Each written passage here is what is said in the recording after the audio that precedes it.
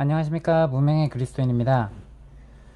오늘은 어제 영상을 올렸는데요. 우리가 생각하는 그 단일 감독 체제가 생기게 된 그러한 전통의 유래에 대해서 교회사 공부를 통해서 알게 되었습니다. 혹시 그 영상을 못 보신 분들은 꼭 보시고 이것과 이어서 이해를 하시기 바랍니다. 자, 목사직이 어떻게 해서 그렇게 발달하게 되었는지, 어떻게 지금의 형태로 전통으로 굳어졌는지, 그것에 대해서 의심하지 않게 되었는지, 너무 오래돼 가지고 이제 그것이 성경에서 지지하는 듯한 그러한 모양으로 지금 남아 있죠. 자, 오늘은 그에 이어서 장로에서 사제로 어떻게 변경이 됐는지 그 부분에 대해서 설명하겠습니다.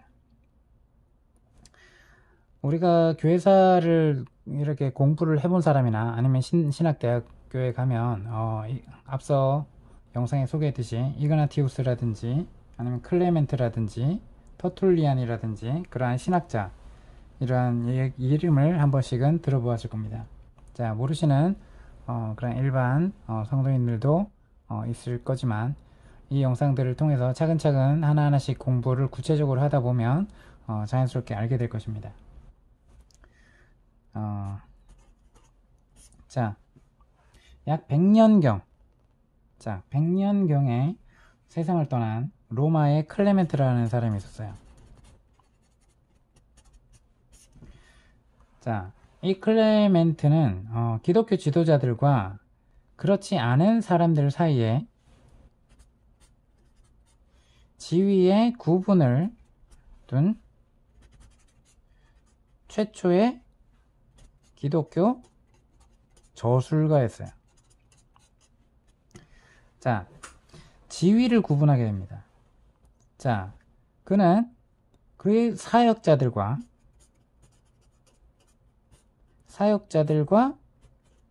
비사역자, 자, 이걸 구분하는 표현이 필요했어요. 그래서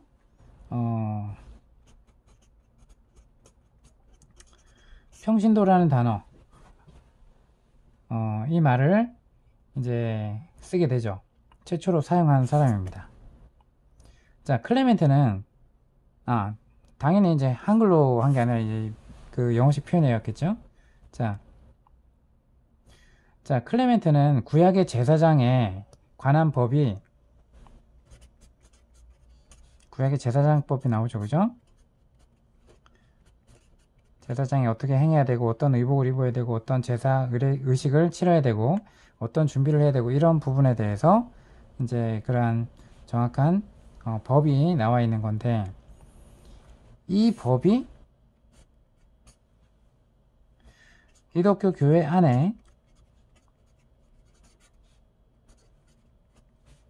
안에서도 그대로 말씀을 따라 행해야 된다, 성취해야 된다 라고 이해했던 그러한 신학자입니다. 그래서 이러한 것을 하니까 사역하는 사람과 사역 안 하는 사람에 대한 여전히 예수님의 그러한 피해 공로로 말미암아 우리가 모든 사람이 왕같은 제사장이요 하나님의 백성이 되었음에도 불구하고 다시 지위를 구분하는 형태로 전통이 굳어집니다. 자, 이러한 말들을 우리가 이 말이 어디서 생겨났는지, 어느 때에 생겨났는지, 그죠? 초대교회 때는 없었어요, 그죠? 사도들이 행했던 그 초대교회 때는 이런 말들이 필요해서 없었습니다. 그리고 지위도 아니었고 단지 섬기는 직분이었습니다. 이거는 사회적인 용어도 아니었어요. 자, 우리가 세상에 나가서 저는 목사랍니다 라는 직업의 그러한 어떤 직업적인 표현으로 인식하지 않죠, 그죠? 근데 오늘날 많은 무신교나 아니면 기독교 내에서도 목사가 마치 직업인 듯한 그런 인식을 하며, 그렇지, 이 직업을 통해서 이제 돈을 얻는 것을 이제 당연하다라고 생각을 하게 만드는 그러한 오류를 범했죠. 자, 그래서 지난 영상에 안디옥 교회의 이그나티우스, 그리고 이어서 두 번째로 클레멘트, 또 다른 한 사람이 있었어요. 자, 누굴까요? 터툴리안이라는 사람입니다. 자, 이 터툴리안은 이 그리스도인 중에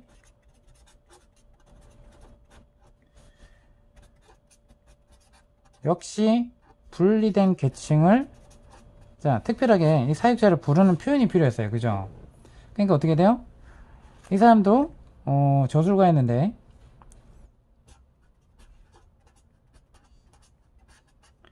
성직자라는 표현을 씁니다. 자, 그래서 이 평신도라는 단어, 자, 그리고 성직자라는 표현의 단어, 자, 이런 표현을 사용한 최초의 저술가였어요. 자, 이 단어는 클레멘트가, 그리고 이 단어는 터툴리안이라고 합니다. 이 둘 다 그들의 저작들에서 성직자라는 말을 이제 일반적으로 쓰기 시작하죠. 이렇게 정의를 내리는 순간 이 영향력 있는 사람들이 이제 후대에 자신도 모르게 이것을 고착화시키게 되는 영향력을 발휘하게 됩니다. 그래서 많은 성도님들이 이걸 당연시 여기죠. 자, 여러분, 그 말 아십니까? 우리는 전통에 벗어나서 살기가 너무 힘든 사회적 동물입니다. 그래서 우리 자신이 걷는 길이, 삶의 방식이, 삶의 모양이, 이렇게 표현할 수 있죠. 우리가 걷는 길이 전통이 된다, 이런 말이 있습니다. 자, 정말 이게 중요한 거죠. 내가 세워놓은 어떠한 제도나 삶의 방식이나 삶의 습성들이나 이런 것들이 어떻게 돼요? 누군가가 당연히 따라하는 거예요. 누군가가 당연히 어떠한 직장에서나, 그죠? 예를 들면 어떤 직장에서 양식을 만들었어요. 어떤 보고 양식을 만들었어. 그럼 이 보고 양식이 계속 실무자가 바뀌더라도 이 양식을 따라하죠. 자, 그와 같이 교회 내에서도, 공동체 가운데서도, 나라 가운데서도, 제도 가운데 이러한 법, 이런 것들이 한번 정해진 어떤 유래가 있으면 그 이후로 이걸 고치기가 굉장히 힘들고, 이거에 대해서 좋은 영향이든 나쁜 영향이든 영향을 미쳐서 굉장히 보편화되고 고착화되게 된다는 겁니다. 자, 그래서 우리가, 그럼 이것이, 이런 말이, 이런 개념이 예수님의 말씀하신 개념과 같냐? 그래서 신약 성서에서는 뭐라고 얘기하고 있느냐? 이러한 성직자라든지 평신도라는 용어를 사용한 적이 없어요. 이 용어를 사용한 적이 없단 말입니다. 자, 나중에 100년 이후에 나온 그런 말들이에요.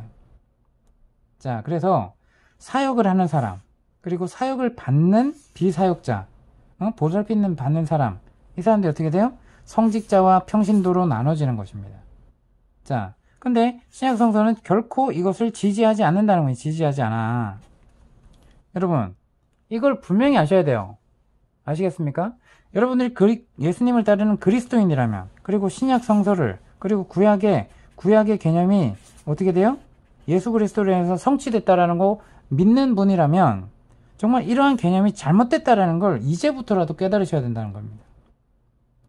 자, 그래서 그 구체적인 이것이 왜 잘못됐는지에 대해서는 앞서 영상을 꼭 보시고, 그 다음에 또 영상, 제가 만든 지난 영상 중에 목사는 성경에 없다, 이 영상부터 목사에 대한 언급들에 대한 영상들이 몇 가지가 있습니다.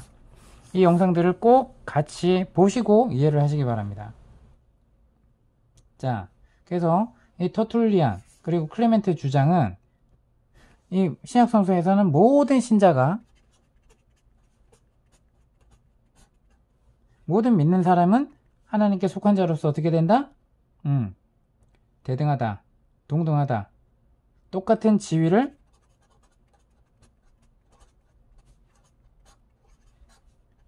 공유한다. 자, 제가 얘기했죠. 이 대표적인 예로 하나님 나라 백성은 하나님을 머리로 한, 그 예수 그리스도를 머리로 한 공동체죠. 그러면 자, 아버지라고 불러요. 하나님을 아버지라고 불러요. 자, 하나님 아버지 안에서 우리는 모든 똑같은 신분의 자녀가 되었어요. 하나님의 자녀가 되었어요. 자, 저희 이제 부부 사이에 아이가 태어났어요. 첫째와 둘째. 자, 이게 수직적인 관계입니까? 수평적인 관계입니까? 협력적인 관계는 될 수 있으나 결코 아빠 엄마를 대할 때 첫째를 통해서 엄마 아빠에 나가야 된다거나 이러한 개념은 절대 아닙니다. 자, 이거는 세상이 사단이 주는 개념이었어요. 아시겠습니까? 자, 그런데 이거 지위체계를, 수직적인 체계를 교회 안에 성취해야 된다? 굉장히 잘못된 것이죠. 여러분, 분명히 아십시오.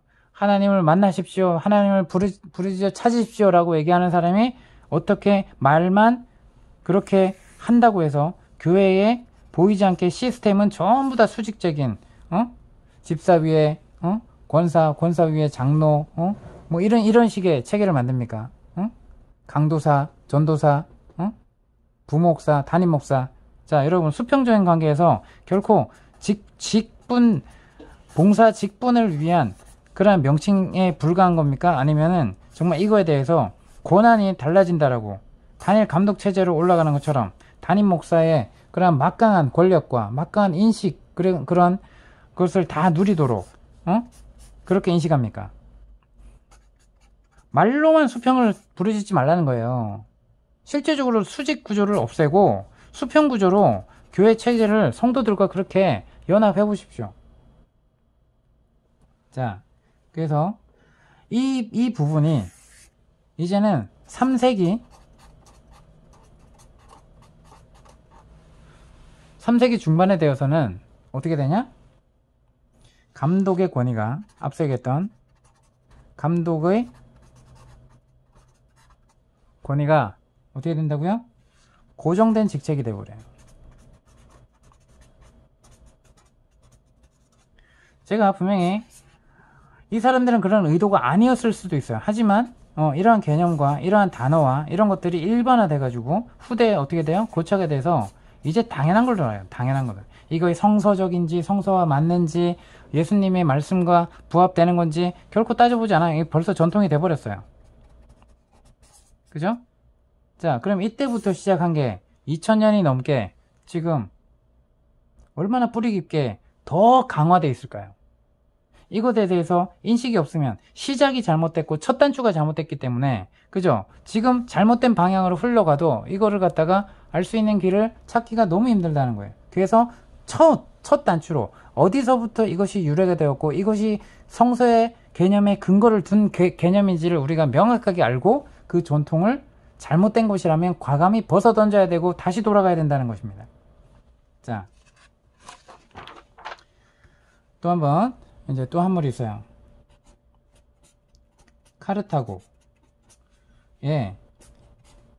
시프리안이라는 사람이 있었어요. 이 시프리안의 등장으로 이 충격은 더욱더 가중됩니다. 이 사람은 전직 이교도 중에 이교도를 전하는 연설가였어요. 그리고 수사학을 가르치는 교사였어요. 자, 그럼 이 개념을 완전히 집어 던지고 성서적인 개념으로 완전히 자기 안에 개념이 탑재가 되어져 가지고 이렇게 전통을 남겼을까요? 아니면 이것이 그대로 신분만 바뀌었어요. 개념은 버리지 않고 자기가 믿는 이 믿음의 형태나 어떤 하나님의 나라의 개념, 이거를 아니라 이교도 개념을 그대로 끌고 와서 신분만 바뀌었다고 믿음을 해서 그리스도인이 되었다고 많은 글을 씁니다. 얼마나 수사학위 교사까지 했으니 얼마나 글을 잘 쓰고 얼마나 말을 달변했겠어요. 이 이교 사상이 있을 거예요. 그죠? 하나님을 믿게 되는 순간 이교 사상을 버려야 돼요, 안 버려야 돼요? 근데 이교 사상을 절대로 포기하지 않습니다. 그래서 이 시프리안의 영향으로 문이 열립니다. 잘못된 개념에 문이 열리는 거예요. 더 크게. 그러니까 어떻게 돼요? 예표라는 개념을 완전히 무시하고, 아니 구약이 있지 않냐? 어떠한 개념이? 아니 제사장, 구약에 제사장이 있잖아. 그러니까 성경에 근거한 거 아니야? 자, 또 구약에 아니 성전이 있잖아. 제단 있잖아. 희생 제사 있잖아. 그럼 이거 당연히 하나님을 믿으면 해야지. 자, 신약에 예수님의 몸된 교회 공동체한테 너희들이 하나님 믿고 예수님 믿는 것뿐만 아니라 자, 구약에 이거 지키라고 하나님이 했어 안 했어? 그러니까 이것도 그대로 시행을 해야 됩니다. 라고 개념을 자, 이거는 예표라는 걸 아는 순간 이러한 형태는 이교도도 마찬가지로 있었어요. 그죠? 이교도에도 제사장들이 있고 그 이방 신을 섬기는 성전이 있었고 희생 제사 의식이 있었어요. 그죠? 근데 그들은 이교도 실체였고 하나님 안에서 이 구약에 명시된 이거를 지키라고 한 거는 예수님이 오기까지 예수님을 알아보라고 하는 예표였다는 것입니다. 이 개념을 모르고 예수님이 그 실체가 왔어. 그럼 신약에는 어떻게 돼요? 이걸 폐하고 더 완전하신 예수 그리스도를 섬기는 것입니다. 근데 이거 초대교회 성도들은 분명히 알았어요. 사도들도 분명히 이걸 전했습니다. 이것은 예표에 불과하다고. 자, 신약 성서 여러 군데를 읽어보십시오. 이러한 것을 더 구체적으로 설명할 수 있는 그런 시간을 또 계속해서 가질 텐데 정말 여러분 아십시오. 이교도들은 이거를 그래 유대교도 있고 정말 우리가 하나님 믿으니까 구약 성경 그대로 우리가 해야지 라고 다시 돌아갑니다. 그럼 예수님이 오셨다고 믿으면서 예수 이름만 남아있고 예수님이 행하신 것은 어떻게 되는 거예요? 이 모든 것이 예표가 아니라는 거네요. 그럼 히브리서를 완전히 던지는 겁니다. 그죠? 이거보다 더 완전하신 제사장이신 예수 그리스도, 그죠? 더 완전하신 자신의 몸을 성전 삼으셨던 이제는 완전하신 성전이 된 불완전한 희생 제사가 아닌 단번에, 그죠? 자신이 하나님의 어린 양에 대해서 모든 인류의 죄를 다 자신의 육신 안에 끄집고 이제는 불완전한 희생 제사를 드릴 필요 없이 예수님 믿음으로 말미암아 제사를 드리지 않습니다. 자, 그런데 이교도 사상을 포기하지 않으니까 이거를 어떻게 봤어요? 예표라는 관점이 아닙니다. 지켜야 되는 실체라고 봤어요. 자, 그래서 이교 사상의 어떤 부분도 포기하지 않은 이 시프리안이 기독교의 신앙인으로서 저술하면서 그것들이 하니까 어떻게 돼요? 앞서 얘기했던 클레멘트랑 터툴리안도 마찬가지였죠. 그러니까 어떻게 돼? 사역하는 사람, 사역하지 않는 사람, 보살핌을 받는 사람, 그리고 하나님께 온전히 헌신된 사람. 자, 이렇게 성직자 계급으로 그리고 평신도 계급으로 용어를 사용하면서 나눠지게 됩니다. 자, 근데 이 시프리아는 이 감독들을 이제 뭐라고 명칭해요? 이 시프리안부터 감독들을 사제라고 불리기 시작합니다. 이 제도가 부활해요. 웃기지 않습니까? 예수님이 폐한 거를 부활을 시킵니다. 어디에? 교회 안에. 교회 공동체 안에. 그리스도인 공동체 안에. 말이 됩니까? 이 관습이 또 3세기에서는 이제 당연하게 일반화 고차가 됩니다. 이 개념이. 그러니까 사제, 그리고 저 사람들은 사역자구나. 나는 평신도구나. 이렇게 인식하기 시작했다는 거예요.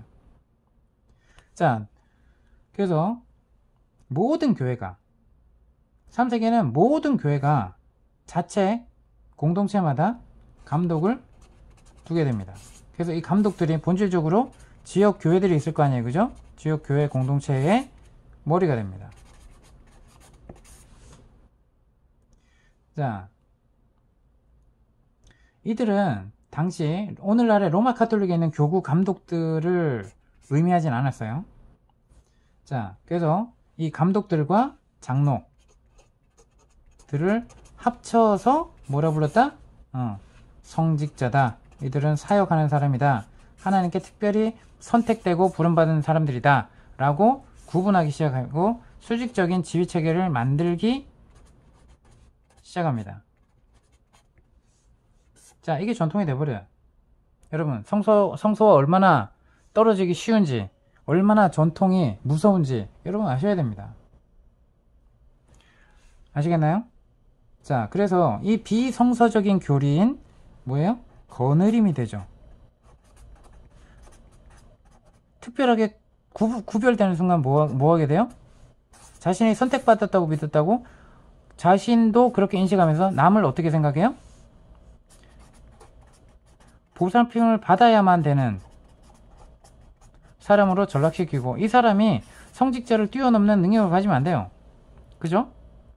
성직자보다 연설을 더 잘해서도 안 되고 설교를 더 잘했어도 안 되고, 더 기도를 많이 했어도 안 되고, 어떤 의식을 주도해서도 안 되고, 자, 이렇게 구분짓기 시작합니다. 그죠? 이 거느림이고 굴림이죠. 자기 수하에 자기가 인도하는 예배에만 참석하는 존재지, 동참하는 존재지, 예배를 인도하는데 들어가기 너무 힘듭니다. 그죠? 그리고 성직자가 왜곡을 하든 어떻게 돼서 해석하든 어떻게 돼요? 평신도들은 그것만 아멘으로 받아들여야 돼요. 자, 이 거느림이 뭡니까? 상관이 아랫사람을 거느리고 그 위에 군림하는 거죠. 그죠? 그래서 이것도 시프리안에게서 유래됩니다. 자, 지난 시간에는 이그나티우스에 대해서, 그리고 오늘은 클레멘트, 터툴리안, 시프리안에 대해서 이야기를 하게 되었습니다. 그래서 이 시프리안은 감독에겐 하나님 이외에 감독 위에는 다른 상관이 없다 라고 가르칩니다. 감독은 하나님께만 책임을 져야 된다. 감독에게서 자신을 분리하는 사람은 하나님께서 자신을 분리하는 것 같다, 이렇게 표현을 해요. 어처구니 없죠. 그죠? 시프리안은 그래서 주님의 양떼 중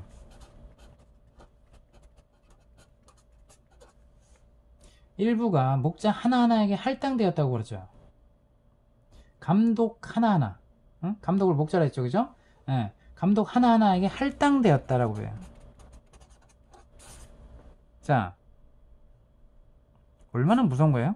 주님이 이 성도들 한 명 한 명을 성령으로 통치하시는 도록 하는 게 아니라 중간에 뭐가 되는 거예요? 자신의 중재자 삼아요. 그죠?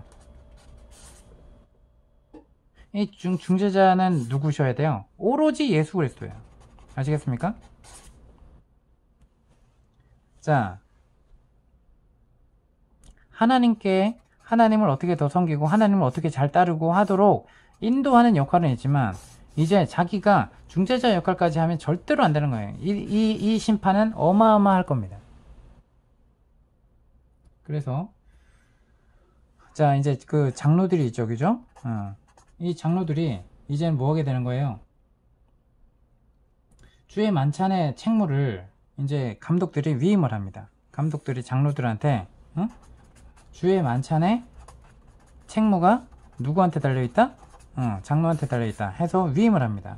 그래서 공동체마다 장로를 세워서 또 권한을 주죠. 그러니까 누가 인도해야 돼? 이 장로들만. 그러니까 어떻게 돼요? 이렇게 부여받았는데, 그럼 장로들이, 감독이 교회에서 그의 권위를 행하도록 돕죠? 그럼 이게 뭐 한 거예요? 감독들의 뭐가 되는 거예요? 부관 역할을 하는 거랑 똑같이 돼버리는 거죠.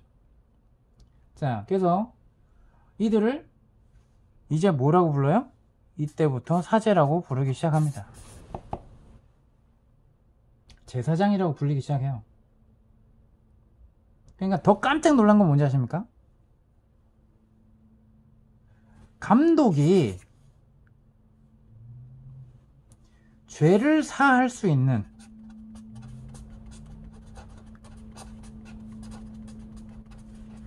대제사장으로 까지 확대가 됩니다. 개념이. 무섭죠? 이 모든 추세가, 이 모든 이렇게 흘러가는 전통이 신약 성서적입니까?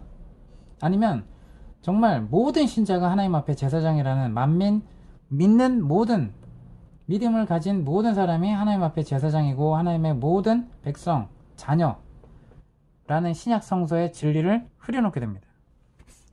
왜?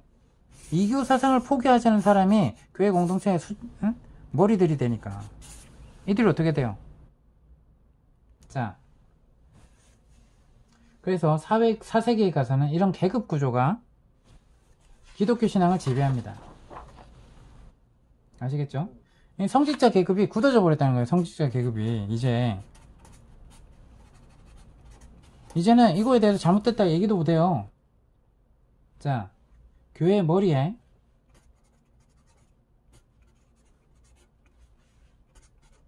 감독이 우뚝 서 있고 그의 밑에는 장로들이 있죠. 그리고 그들 아래에는 또 누가 있어요? 집사들이 있죠. 또 그들 아래는 누가 있어요? 예, 평신도라는 계급이 있겠죠. 자, 당연히 이렇게 가는 겁니다. 당연히. 자, 이것에 대해서 이 일을 할 수 있는 그 권한과 이런 사람들이 어떻게 되면, 만약에 했어, 용기 있게 했어, 어떻게 될까요? 교회에서 퇴출. 무서운 거죠. 자, 단일 감독 체제. 앞선 영상에서 설명했듯이 단일 감독 체제는 이제, 자, 로마 제국을 지나면서 로마 제국의 모든 지역에 교회 행정 체계로 자리 잡습니다. 이게 지금 2000년 넘게 지금 우리가 지금 행해지고 있는 거예요. 근데 교회가 잘못되고 있다, 교회 이교 사상으로 꽉 쩔어 있다, 이걸 갖다가 이야기하는 사람이 바보죠. 여러분 분명하게 하십시오. 제대로 알고 이야기하란 말입니다. 제대로 알고. 여러분 이런 얘기를 교회에서 가르쳐 줍니까? 그 신학교에서도 이거 안 가르쳐 줘요. 근데 이런 역사책이나 이런 교회사들을 알 수 있는 방법이 책을 많이 읽으면 알 수 있습니다. 이런 것들을 기록에 안 남겨놓았던 게 아니에요. 이런 잘못된 것들을 비판하는 사람들이 있습니다. 자, 이제는 이렇게 됨으로써 4세기 말에는 어떻게 돼요? 감독들의 기가 펄펄 살죠. 그죠? 자, 여기에 가장 큰 가장 큰 힘을 준 사람이 누구예요? 콘스탄틴 황제였다는 거예요. 콘스탄틴 황제. 어마어마한 특권을 준. 자, 감독들을 세우면서 그 감독들을 인정해주면서 자기가 그 위에 있어야 되니까. 감독들을 어떻게 돼야 되겠어요? 그럼 자동적으로, 그죠? 통제 시스템이 됩니다. 자, 이 감독들은 정치에 관여하게 되면서 장로들과는 어마어마한 거리를 두게 확장시킵니다. 더 분리시켰죠. 시프리안은 감독 직책을 더 강화시키려는 시도로 감독이 베드로에서 끊어지지 않고 계승되어 왔다라는 주장을 합니다. 감독 직책, 어디서 많이 들어봤죠? 그죠? 이걸 누구한테 나왔다고요? 누가? 자, 카톨릭에서 얘기하는 사도권의 계승이라고 그래요. 그죠? 예수께서 베드로에게 너는 반석이라 라고 하면서 이제 하죠. 그래서 이 부여받은 베드로에게 끊이지 않아야 이 감독이 어떻게 돼요? 이걸 누릴 수 있잖아요. 그러니까 어떻게 돼요? 교황에서는 이 사도권의 계승이라는 주장을 펼치기 시작하는 겁니다. 이 관습을 정당화하려고 구약에 있는 모든 제사장 제도에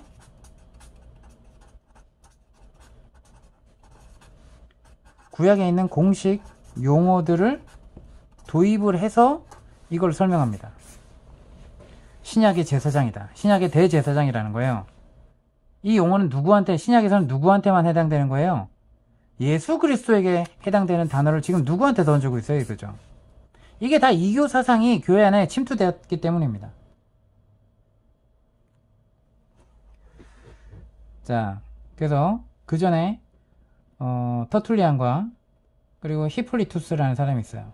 그들과 마찬가지로 장로들과 감독들을 지칭하고자 용어를 사용했다는 것입니다.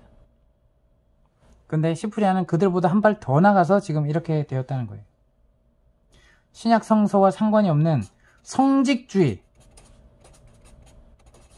무서운 겁니다. 이거 이교입니다. 알겠습니까? 신약에서는 이교예요. 이교 사상의 개념입니다. 하나님과 사람들 사이를 중재하려면 하나님이 임명한 사람이 있어야 된다. 자, 그거는 앞서 영상에서 설명했듯이 뭐예요? 타락된 본성. 하나님과 끊어진 영적 타락의 흔적이, 그죠? 하나님께 직접 나가지 못하니까 중재자를 반드시 두고자 하는 사람들의 탐욕이 만들어낸 사단이 준 전략이죠. 그러니까 이거를 정당화시키려고 사단이 그렇게 개념을 이 사람을 통해서 밀어넣습니다. 하나님과 사람 사이에 중재하는 분이 오로지 누구라는 믿음이에요. 우리는 예수 그리스도 외에는 없습니다. 아시겠습니까? 자, 시프리안이는 기독교 성직자가 거룩한 제사, 성찬을 드리는 대제사장이므로 그들은 신성하다라는 주장을 펼치는 사람이 시프리안이었다는 것입니다. 근데 이것들 그대로 이제 로마 제국을 하면서 이거를 카톨릭이 탄생이 되고 카톨릭에서 구체적으로 이러한 개념들이 정립이 되기 시작합니다. 그래서 사제라는 용어가 이제 그 전에 카톨릭 탄생 전에 로마 제국에 의해서 이제 기독교가 합법화되기 전에 어떻게 돼요? 시프리안이 이러한 개념들을 이교 사상을 버리지 못했기 때문에 구약의 그러한 개념을 그대로 예표라는 개념이 아니라 그대로 이걸 지켜야 된다라고 가져옵니다. 우리는 사제가 성찬을 거행할 때, 그죠? 사제가 성찬을 거행해요. 이가 회중을 대신해서 실제로 그리스도의 죽음을 바치라는 개념도 시프리안이 주창한 것으로 돌릴 수 있죠. 그리스도의 몸과 피가 성찬을 통해 다시 한번 희생된다고, 자, 사제가 할 때 예수 그리스도께서 다시 피 흘린다는 거예요. 성찬을 통해서, 성찬 예식을 통해서 다시 한번 희생된다고 생각하게끔 인식하도록 만들었습니다. 결과적으로 이것이 만들어내는 게 뭐예요? 중세 카톨릭 미사의 씨앗이 되었다는 거예요. 누구? 시프리안. 아시겠습니까? 이 사상이 성직자와 평신도 사이의 틈을 완전히 벌려놓기 시작하죠. 그것이 평신도가 성직자에게 의지해야 하는, 그러니까 우리 목사님 아직도 이라고 외치는 거예요.